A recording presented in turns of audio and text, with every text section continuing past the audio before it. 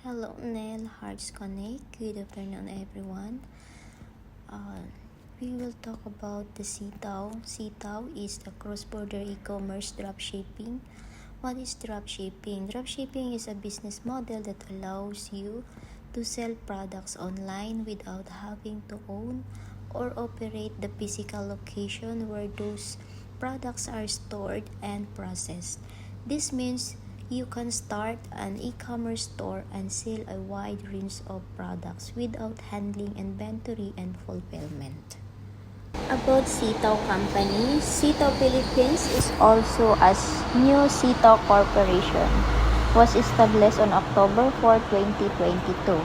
The company is committed to deliver the highest level of customer satisfaction by offering a wide range of quality products at competitive prices.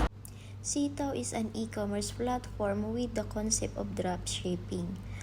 Etymology speaking, the symbol C is short for Southeast Asia and Tao means the Great Finds. As mentioned by Mr. Joseph T.Y., one of the Sitaw Philippines officers. And Widina Chin is the CEO of Sitaw Philippines, a leading global e-commerce platform that offers sellers and customers a shameless and secure online shopping experience and aim to bring high-quality products from Southeast Asia to the global market, providing customers with a wide range of choices while supporting. Sitaw Corporation has received the award of the Quality of Excellence Awards during the 23rd Asia's event, the Asia Sale of Product and Quality Service. Sitaw is the one who received this award. Sitaw has a complete documents of legality. They have the BIR, Securities Exchange Commission license, they have barangay clearances, mayor's permit, and business permit. So in Philippines, you cannot do business without this legal or government permit. Their office is located in the Philippines at 12th floor, Cocolite Building, 39th Street, corner 11th Avenue, Bonifacio, Global City. So, pwede nyo pong tawagan sa numerong 28712-7516. So, pag gusto nyo pong mabisitahin at mag-register sa Sitaw as a seller, open nyo lang po ang www.sitaw.com. Hi there, I'm Kate, and I'm going to teach you how to register on Sitaw. On your browser type www.sitaw.com. Then at the bottom of the page click the Apply Now button. Read and understand the terms and condition, then click Agree. Fill all the informations needed. Then click Register your shop, and wait for your shop to be verified.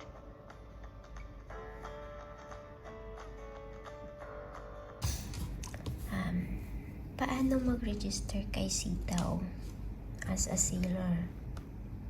Okay, not a customer.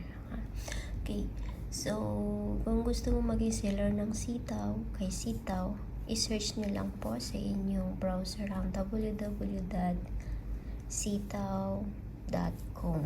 And then, ito po ang bubungad sa inyo once na nakapasok. Na i-search po ninyo yung www.sitaw.com. Okay. Then, yan dito, makikita natin dito yung mga product na naka-feature kay Sitaw. So, may iba't ibang category po yan na pang sports, yan, pang gym, okay. Okay, so yan po.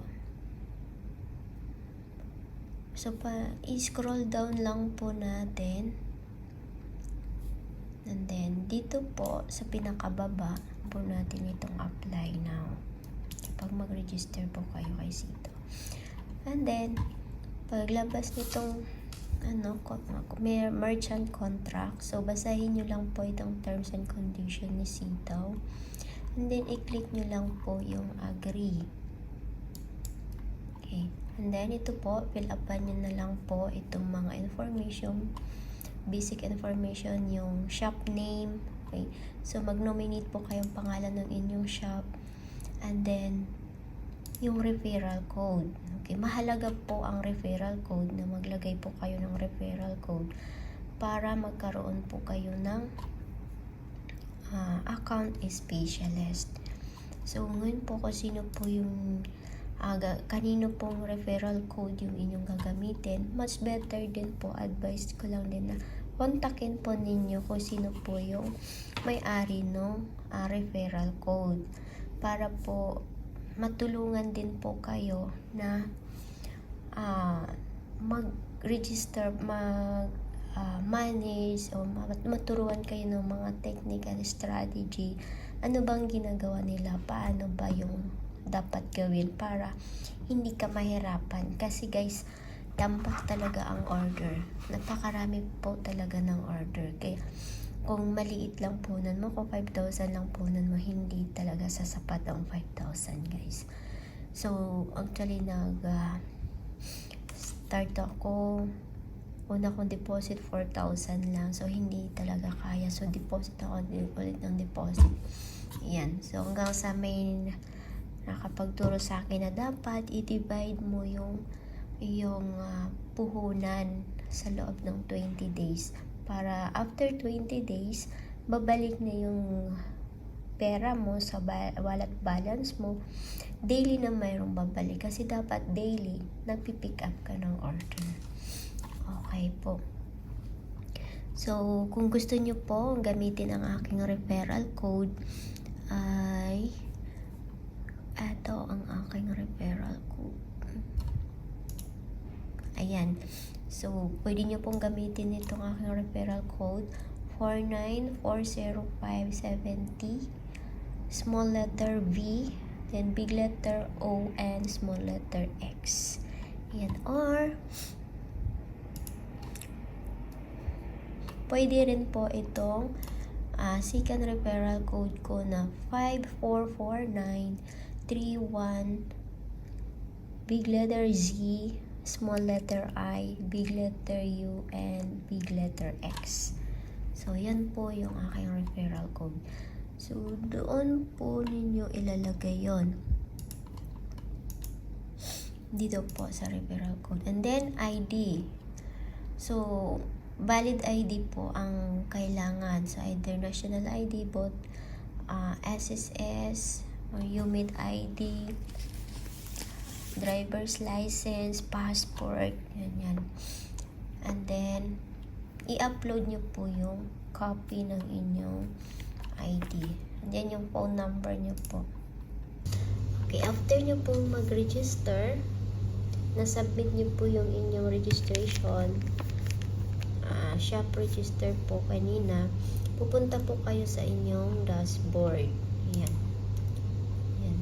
Ito po ang magiging dashboard ninyo. And then, i-set up po ninyo yung ang inyong profile. So, manage profile. I-click lang po ninyo yon. And then, fill upan nyo po yung mga kailangan na information po dito. Pangalan, contact number, at saka bank account. Okay po. And then, pagkatapos nyan, punta po kayo sa shop setting. Sa shop setting naman, lagay nyo rin po dyan ang pangalan ng inyong store. Kung gusto nyo lagyan ng logo, ayan. Then, mga link, ayan. So, yun po. And then, antayin nyo lang po na ma-approve ang inyong store, na magiging verified po. Once na na-verified na po yan, after 24 hours, may mga order na po napapasok sa inyong store. Okay, so ngayon po, as of January 5, mayroon po akong 45 order. So, ang na-process in order in transit ko po is 9. Ibig sabihin po ng order in transit, ito po yung mga na-pick up ko or na-process ko na order. So, 9 items pa lang, no, dito sa second account ko. So, may 36 pending orders pa ako. Okay. So, paano naman po ngayon mag-process ng order? So, last month, guys, ito yung rating ko ng December. So, may 55.63% ako na processing rate. 55.63% processing rate. Okay. So, pasado pa rin, 'di ba? Hindi ako bumagsak. Kaya wala tayong penalty, okay? So, kailangan guys, i-make sure nyo kapag nag-process po kayo ng order, make sure nyo na may laman ang inyong wallet. Ito po, wallet balance, freezing wallet, o freezing money. Ibig sabihin po ng freezing money, ito po yung mga pick up ninyo ng mga order ni customer. Lahat po na inabono ninyo. Mga for processing, for delivery po ito. So, once na na-deliver na po kay customer, yung pera mo dito, matatransfer po dito sa wallet balance.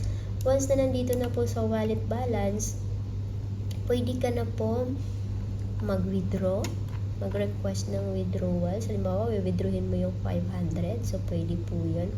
Minimum nila 500. Pero, may charge po 25 pesos. Minimum 25 pesos. Maximum of 300 pesos ang charge. Kaya kung mag-withdraw ka, dapat lakihan mo na, di ba? Kaya antayin mo na lumaki yung pera mo dito sa wallet balance para mag-withdraw. Okay. So, make sure na may laman po ito bago po kayo mag-pick up ng order. So, paano mag-pick up ng order o mag-process ng order ni customer? Pupunta po kayo sa order. Yan. So, yan po ang makikita ninyo. Dami kong order, di ba? Ilan yung kanina. So, eto guys. Once na so, paid na siya. So, paid pero unpick. So, paid siya pero unpick. Ibig sabihin, si customer, binayaran na niya itong halagang 928.87 pesos. Pero unpick pa siya. Ibig sabihin, hindi pa po na-process ni seller. Kailangan po i-process ni seller po yan. So, paano mag-process? Click mo lang po itong box. Then, click itong I. Pero kung gusto mo pala tingnan, no? Ito. Click. Yan. So, diba? So, ang order niya is ito yung binayaran ni customer. Pero kapag nag-pick up ka po, ang babayaran mo lang ay 862. So, yung difference po nito, yun po yung pinakatubo mo. Okay? So, magkano po kaya ang tubo mo dyan? So, ito yung mga order na product niya. So, 3 items ang in-order niya sa store natin. So, sa isang tao lang yan. So, yung difference po niyan. So, ang order na ito ay mix. 8% tsaka 7%. Okay. So, mayroon akong tracker na ginawa. Excel tracker. So, dito. So, kung i-pick up mo yun, kokopyahin mo to muna, ha? Yung kanyang code. Yung code. Kopyahin mo yung code. Then, i-paste mo dito sa Excel tracker. Magkano yun? So, 928, kopyahin. Tapos, 862. Ito kasi, 862. Then, i-paste natin yun. Itong Excel tracker ko kasi guys,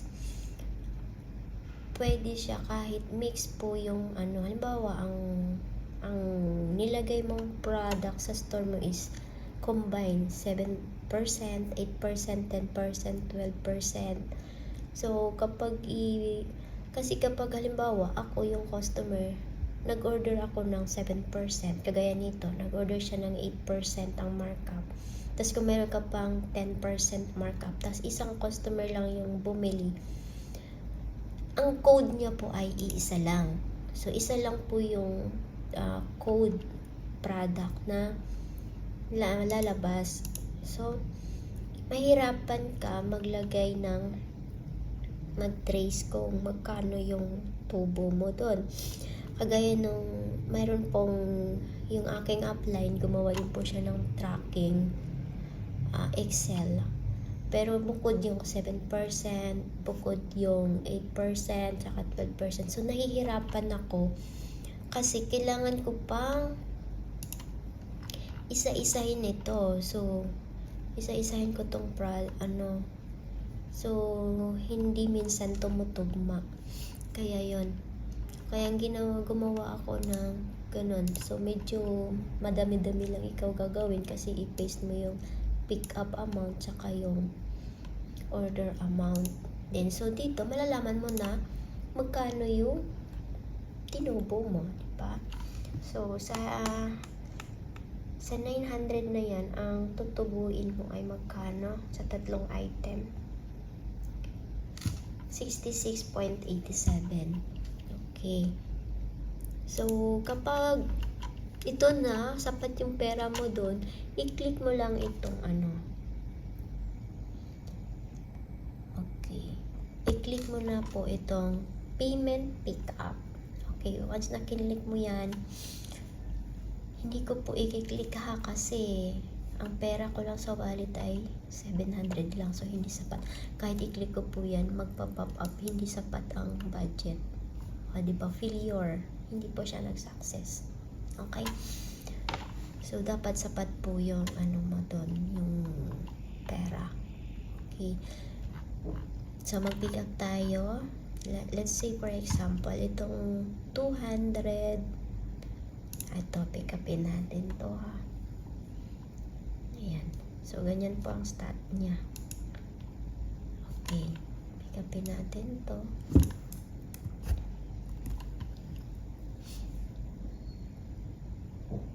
Excel tracker. So, delete muna natin to ha.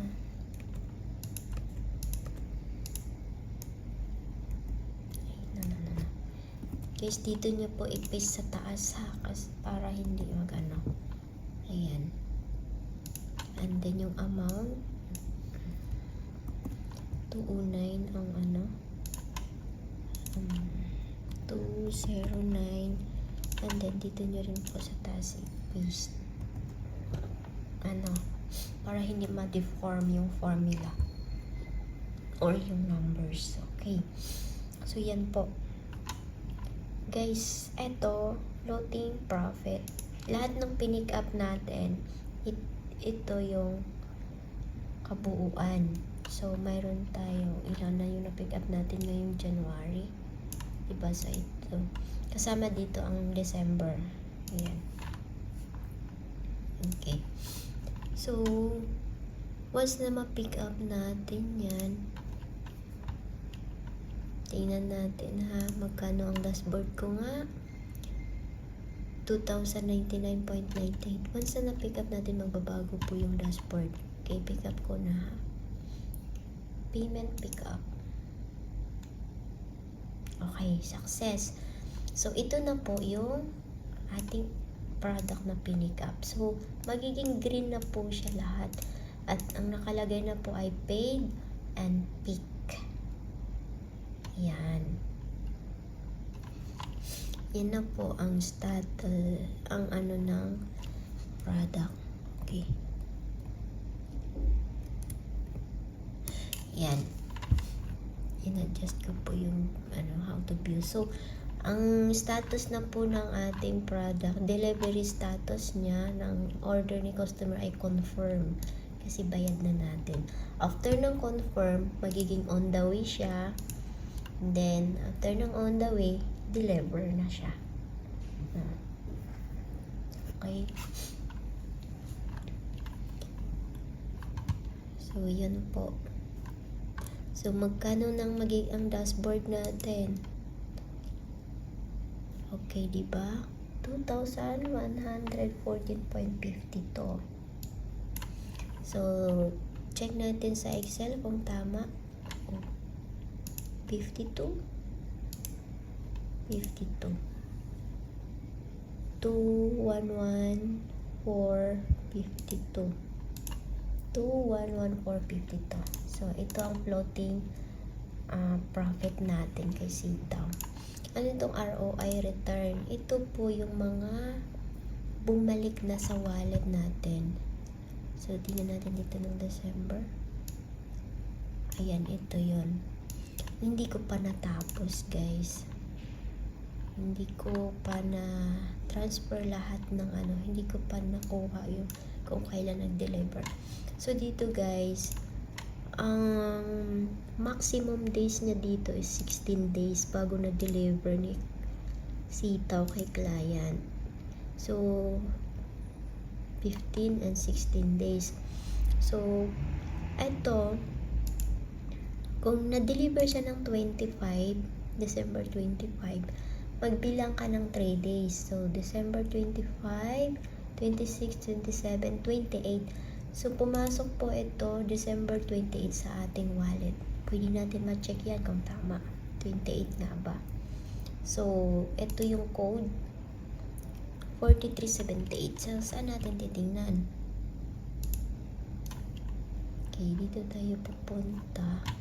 Hindi iba ito. Kasi first account ko to. Dito tayo pupunta sa wallet, guys. And then, balance history. Wallet balance history. So, di ba yung pinick up natin kanina? Ito na siya. Okay. Ito yung freezing money to wallet. Bumalik sa wallet natin kanina din. Yan. Okay. Anong date yon? Na-pick up siya ng 10. Okay, ito yun, diba? December 10. So, tapos 15 days. December 15 na deliver. So, dapat 28. Sabi ko 28, diba? December 28.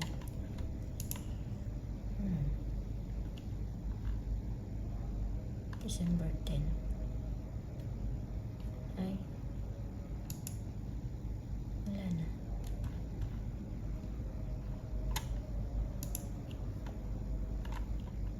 December 12, 13. So, baka dito sa 5.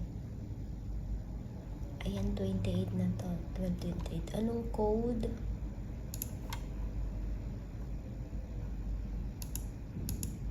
Ito. 04378. 04378. Uy, ito, sakto. 04378. So, di ba 28 po siya bumalik sa wallet natin. So, pero na-deliver po siya kay client ay December 15. So, mag-count ka ng 3 days bago siya babalik sa iyong from freezing wallet to freezing money to your wallet balance. So, yan. So, bumalik itong ang bumalik na amount ay 268.57. Tama po ba yung pick up amount natin? Okay. So, ito ang order amount, di ba, with markup. So, 268.57. Ito yun. So, balance, di ba? So, kung halimbawa hindi na-deliver kay client yun, tapos nagka-problema, nag-withdraw si client, hindi na niya kinuha yung order niya, ang ibabalik ni Sitaw sa atin itong amount, pick up amount lang. Wala pong tubo. So, wala pa rin tayong logi, diba? Okay. So, yan po yung aking Excel tracker. So, ito yan, yung mga bumalik. Outstanding balance. So, 0 withdrawal sa second account ko. So, nasa 23,000 na po yung na-deposit ko dito. Palalakihin ko kasi. Pero dito sa first account ko, meron na tayong affiliate balance. So, salamat kay God. Salamat kay Sitaw. Okay. So, sa second account ko, guys, meron na akong withdraw. So, ito. So, nag-withdraw ako nung January 4, kahapon. Diba? Success. So, na-receive po natin ang halagang nabawasan po ng 25, kaya 2,475 na lang yung na-receive ko sa GCash. Okay, through GCash. Ayan, guys. Okay. Paano malaman yung mga orders? Para makita mo yung ang store mo, punta ka dun sa shop mo. Dito. Shop setting. Tapos visit shop. Para makita mo yung mga nakapublish mo na product. So, ito siya. Mga nakapublish na product sa store ko, guys. So, mabababa lang po yung amount dyan. 300 saka 200 lang. Kasi nga, maliit lang yung puhunan natin. Okay, kasi kapag lakihan po natin, hindi natin kaya yan. Okay, maghahabol pa tayo ng pag araw ng evaluation. Okay. And then, paano mag-publish and unpublish ng product? See, dito tayo sa product. Paano mag-add ng product sa store mo? Guys, dito 20 kasi yung product dito sa store ko. Kasi nung nag-register ako, 20 ang nire-required ni Sitaw na ilagay na product. Okay, so ang ginawa ko, guys, 10 items lang ang nakapublish. Pero kahit 10 items lang, guys, ang nakapublish, marami pa rin pang order na pumapasok. Okay? So, eto, ibig sabihin nito, nakapublish siya pag naka-green. Kapag naka-gray, hindi po, naka-unpublish po yan. Hindi yan nakikita ni ano. So, pag naka-unpublish, hindi yan. Walang order na, wala silang makikita na product na ganun dun sa store mo. Okay. Yun, gusto mo i-delete. Bago mo kasi i-delete, i-unpublish mo muna eh. Tapos, hindi pwedeng magiging 10 product lang ang nasa store mo. Halimbawa, i-unpublish mo siya, kailangan may kapalit na agad na product. Nandyan na nakapublish bago mo siya ma-delete. Okay? Ito, pwede ko na siyang i-delete kasi mayroon, sakto naman po yung product na nasa store ko. Nasa 10 items naman siya.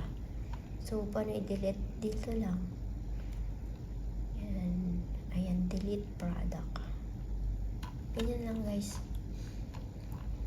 Okay. Paano naman mag-pick up ng bulk order? Okay. Ako, through cellphone, tsaka through laptop o desktop, nagpipick up ng order. So, pwede nating maramihan ang pag-pick up. Okay, punta tayo sa order. Dito, bulk pick up. So, pwedeng isa-isa, pwedeng maramihan.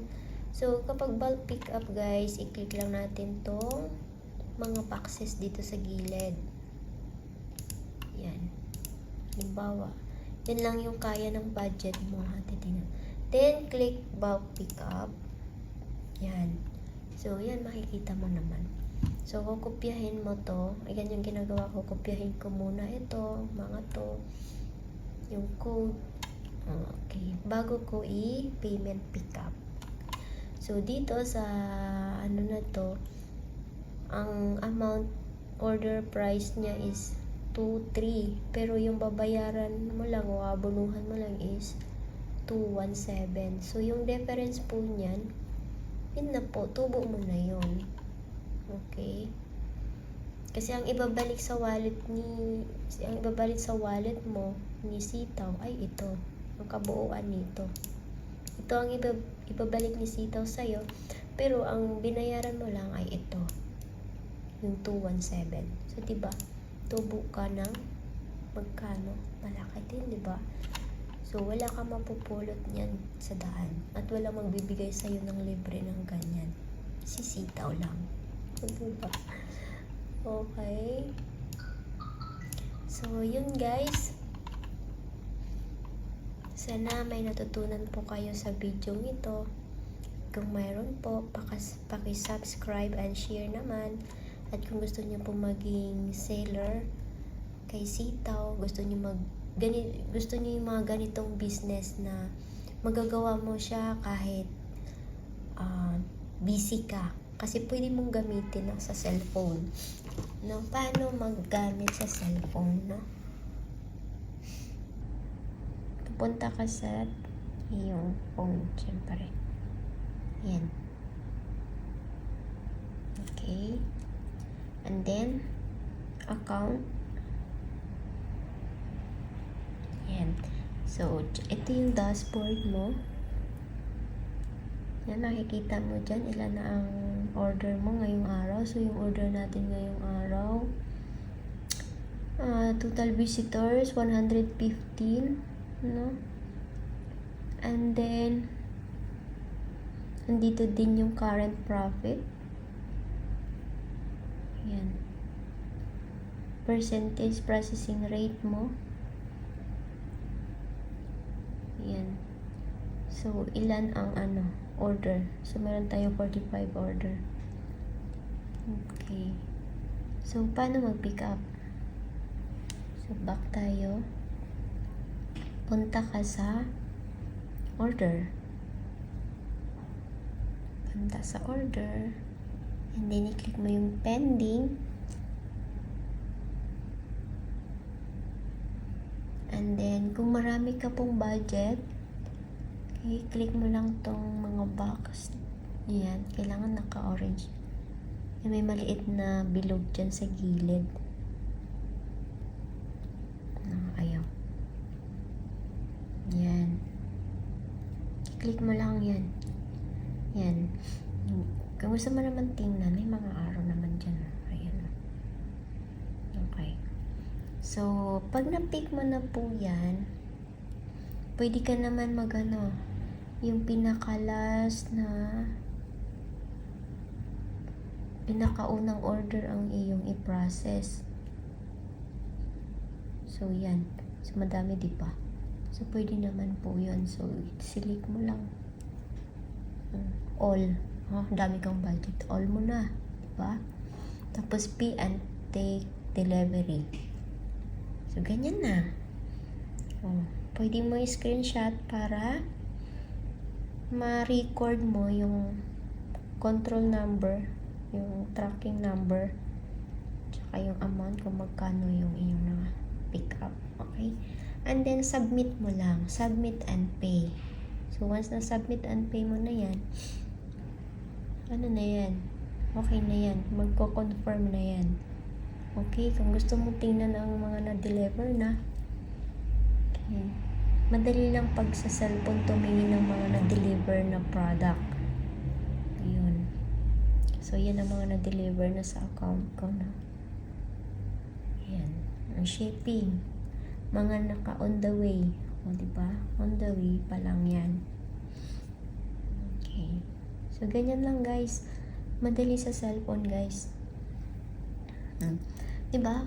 Kahit nagme-merienda ka, pwede mong gawin tong negosyo na to. Ganun lang.